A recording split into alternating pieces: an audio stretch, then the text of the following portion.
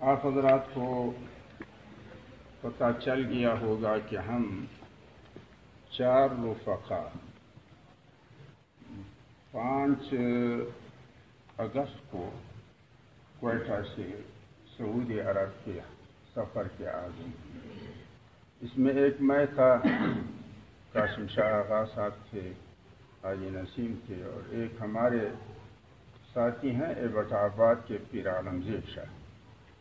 اس سفر کا جو محرک تھا، یہ کوئی ایسا مشورہ یا کوئی لمبے عرصے کی بات نہیں تھی، اتفاقاً قرآن کریم کی چند آیتوں کی یاد دہانی پر کہ جس میں اللہ جل جلالہ فرماتے ہیں سیروا فی الارض فانظروا کیف کان عاقبۃ المجرمین، جرائم پیشہ لوگوں کا انجام کیا ہوا ہے، یہ آپ زمین میں گھوم پھر کر ان کے آثار و کنڈرات سے عبرت حاصل کریں۔ ایک اور آیت میں اللہ جل جلالہ فرماتے کیف کان عاقبۃ المکذبین، جنہوں نے انبیاء کی دعوت کو جھٹلایا تو ان کا انجام کیا ہوا۔ بعض آیتوں میں ہے کیف کان عاقبۃ الکافرین، جو اللہ کے وجود اور آخرت کے معاد ہونے کے منکر ہیں، ان کا انجام کیا ہوا۔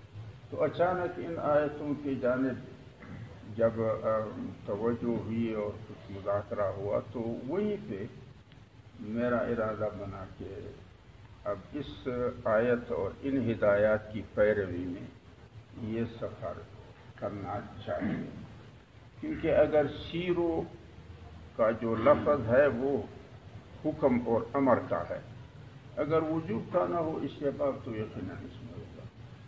تو پھر حاجی نسیم صاحب نے بھی ارادہ ظاہر کیا کہ پھر میں بھی ساتھ جاتا ہوں۔ پھر قاسم شاہ آغا صاحب کو پتہ چلا، انہوں نے بھی ارادہ ظاہر کیا کہ میں بھی ساتھ جاتا ہوں۔ پھر پیر عالم زیب شاہ صاحب کو پتہ چلا، انہوں نے بھی ارادہ ظاہر کیا کہ میں بھی جاتا ہوں۔ حاجی امین صاحب ہمارے کربلا کے ساتھی ہیں، ان کو پتہ چلا، وہ بھی تیار ہوئے، حالانکہ وہ حج سے واپس ہوئے تھے، لیکن اس کا چونکہ ویزے میں کوئی مشکل نہیں ہے، وہ ملٹیپل ہے، وہ آ بھی سکتا ہے اور جا بھی سکتا ہے، تو ان کا بھی ارادہ ہوا کہ میں جاؤں۔ تو بہرحال اس ارادے سے ہم نے اس سفر کی تیاری کی اور 5 اگست کو دبئی فلائی کے ایئر لائن سے یہاں سے کوئٹہ سے ہم نے مدینہ منورہ کا عزم کیا، اور کوئی عصر کے قریب ہم مدینہ منورہ پہنچ گئے تھے۔ وہاں پہ ہمارے رشتہ دار ہیں، اور وہ اس کا رضا محمد ہمارے نام ہے، اس کا ہمارا رشتہ دار بھی ہے، اور ہمارا تریوال بھی ہے، اور ہمارا رشتہ بھی اس سے ہے، ساتھ عزیز بھی ہے۔ تو انہوں نے وہاں جگہ لی تھی، وہ اور بیٹا دونوں موجود تھے، گاڑی بھی تھی۔ جگہ حرم سے کچھ دور تھا، لیکن گاڑی کی وجہ سے پھر آنا جانا آسان ہوا۔ 2 دن ہم نے اسی ہوٹل میں گزارے۔ بعد میں پھر حاجی قاسم شاہ آغا صاحب اور حاجی نسیم نے حرم شریف کے قریب ہوٹل میں جگہ لی تھی۔ وہ بالکل صراط مستقیم تھا، یعنی مسکن سے نکل کے سیدھا حرم، پھر حرم سے نکل کے سیدھا مسکن۔ تو میں اکثر ساتھی سے کہتا ہوں کہ اہدنا الصراط المستقیم، یہاں پہ ہمیں وہ صراط مستقیم ملا تھا، نہ کوئی گلیوں میں پھرنا گھومنا، جگہ قریب بھی تھی۔ پھر رضا محمد صاحب کو ہم نے اجازت دی کہ آپ کے گھریلو کام ہوں گے، 13 تاریخ کو تک تو ہم نے یہاں رہنا ہے تاکہ 40 نمازیں مسجد نبوی میں پورے ہو جائیں، 14 اگست کو پھر آپ آ جائیں۔ تو ابتدائی طور پہ ہمارا ارادہ یہ تھا کہ جو خیبر ہے یا پھر مدائن صالح ہے یا مدینہ شعیب علیہ السلام ہے، اس طرح پھر دوسرا جو قوم عاد کا جو آثار ہیں وہ پھر دوسرے راستے پہ ہیں، یعنی طائف سے ہو کر کے یہ نجران اور جوزان اور ان علاقوں میں. تو 14 تاریخ کو ہم نے خیبر کا سفر اختیار کیا. وہاں پہنچے تو جو اس زمانے کی یہودی آبادی کے آثار تھے اس پہ اکثر و بیشتر آج کل سعودی عرب نے جو آثار قدیمہ ہیں یا جو یادگاریں ہیں ان کو باڑ میں لیا ہے، یعنی تاریں ان پہ لگائی ہوئی ہیں. کچھ ان میں کام بھی ہو رہا ہے، کچھ شاید وہ لوگ سیاحت کے لیے شاید ان کا کوئی نظم برابر کرتے ہیں تاکہ سیاح آئیں. اس میں کچھ مالی مفاد بھی ہوگا، ان کی حفاظت اور مرمت کا کام بھی اسے کیا جائے گا، ان کو بھی فائدہ ہوگا. تو آج کل انہوں نے تمام آثار جو ہیں یا جو بقایا جات ہیں ان پر تاروں کے باڑ لگائی. تو خیبر کی جو یہودی آبادی کے آثار تھے وہ بھی ایسے ہی تھے، لہذا بلکہ روڈ پر بھی کھڑے ہونے کی کسی کو اجازت ہونے کی تھی. لیکن بہرحال ہم گئے اور کہیں بھی ہو گئے، کہیں دیکھا بھی، اور پھر واپس یہ رات ہم نے خیبر میں گزاری. اور 15 تاریخ کو پھر ہم مدائن صالح، یعنی صالح علیہ السلام کی قوم جو تھی وہ قرآن کریم میں قوم سمود کے نام سے یاد کی جا رہی. تو مدائن صالح کا یعنی صالح علیہ السلام کی قوم کا جو علاقہ ہے اور مسکن ہے وہ بہت ہی وسیع رقبے پہ پھیلا ہوا ہے، اور اس پورے رقبے پہ سعودی حکومت نے جال کا تار وہ ارد گرد لگایا ہوا تھا. اندر لوگ کام تو کر رہے تھے، شاید اس میں آثار قدیمہ کی کھدائی یا پھر اس قسم کی جو معلومات ہیں پچھلی قوموں کے تاریخ کے بارے میں. اور پھر ہم گئے، ایک ان کا جو اصل مرکز تھا اس کو قرآن کریم میں حجر، تو وہ ایک ایسی جگہ ہے کہ جس میں مثلا اس مسجد جیسا ایک پتھر گوڑ سا پتھر ایک جگہ ہے، پھر دوسری جگہ پھر اس طرح کا پتھر ہے، پھر تیسری جگہ پھر اس طرح کا پتھر ہے. یعنی بعض علاقوں میں تو پہاڑ کا تسلسل ہے لیکن بعض علاقوں میں بالکل کٹے کٹے پتھر پڑے ہوئے ہیں، اور ان پتھروں کو انہوں نے اوپر سے تراش کر پھر جب دروازے کی جگہ پہ آئے ہیں تو وہاں پہ پلر بنائے ہیں، پھر اس کے اوپر نقشے بنائے ہیں. لیکن اجازت نہیں تھی.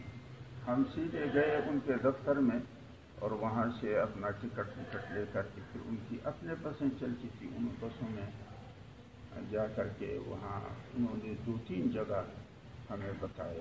ایک مقبرہ تھا، پھر دوسرا مقبرہ تھا، پھر ایک جگہ ایسی ہمیں بتائی کہ جس میں ایک طرف تو بالکل کھلا تھا، 3 طرف انہوں نے پتھر کے اندر تراش کر اس قسم کا کوئی برآمدہ بنایا ہوا تھا. تقریباً یہ مسجد کے احاطے کے برابر ہوگا یا کچھ اس سے تھوڑا بہت کم.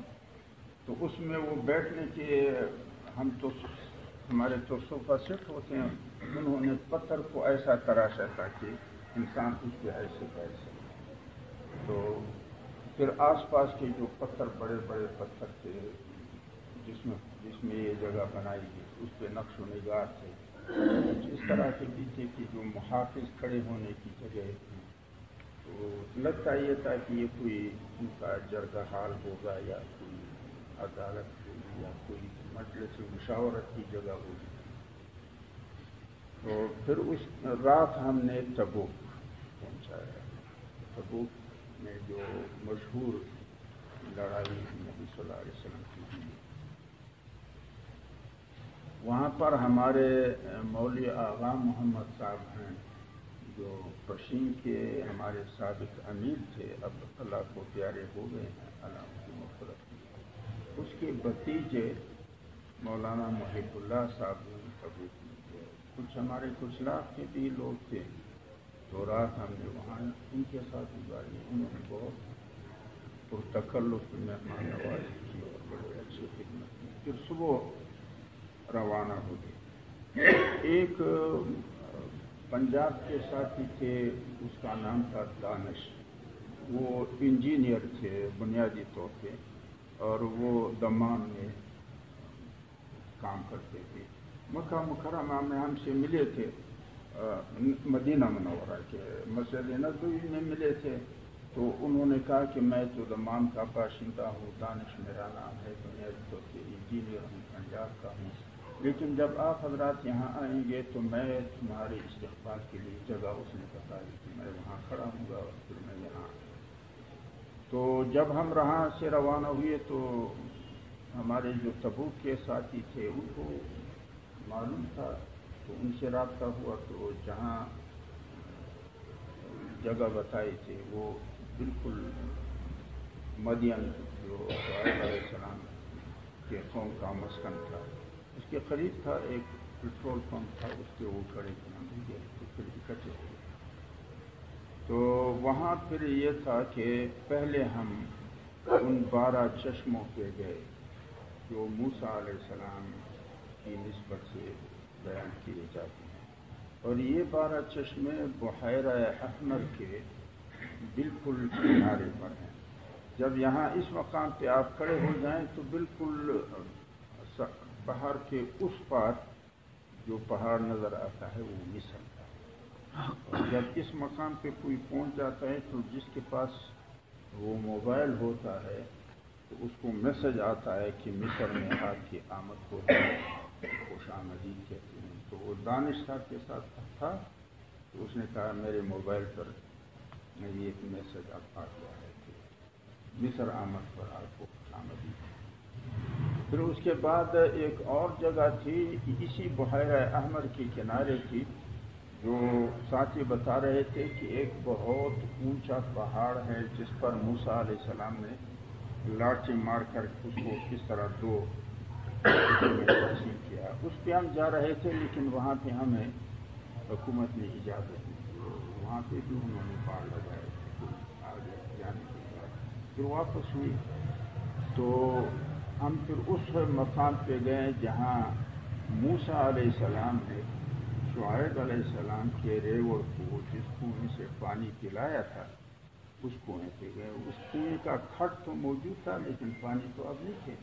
اسی طرح وہ جو کچھ پانی جمع کرنے کے تالاب تھے وہ بھی موجود تھے، کیونکہ شام کے حاجیوں کا راستہ یہیں سے گزرتا تھا مکہ مکرمہ جانے کے لیے. اسی طرح جو عرب تجارتی قافلے تھے وہ بھی یہیں سے گزرا کرتے تھے.